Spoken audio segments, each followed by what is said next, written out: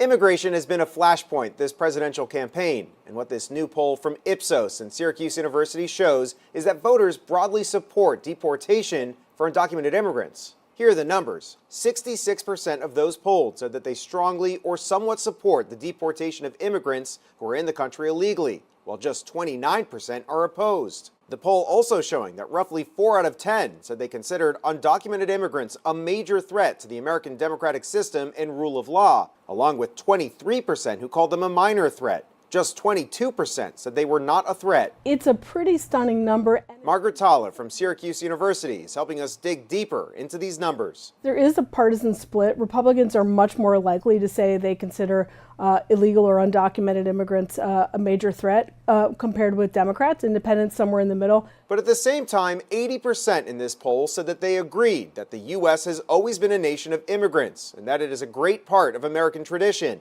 And only 23% believe that cities should limit the number of foreign-born immigrants living there. Meanwhile, the poll also looked at how Americans view the two presidential candidates, finding that nearly half of those polled, 45%, said they considered Donald Trump a major threat to the democratic system and rule of law. That compares to just 33% who said Kamala Harris is a major threat. If you look generically at whether Democrats or Republicans pose a threat, it's a much closer gap. It really is the personalities driving the way people respond here. This poll also took a look at political rhetoric. While nearly 6 out of 10 said Trump uses too much violent and divisive language, just a third said that about Harris. And this poll also took a look at what words are deemed appropriate in political attack, finding that words like incompetent, disgraceful, weak, and radical are seen as appropriate by large majorities of voters, whereas other words such as insane, fascist, Marxist, and weird have far less support.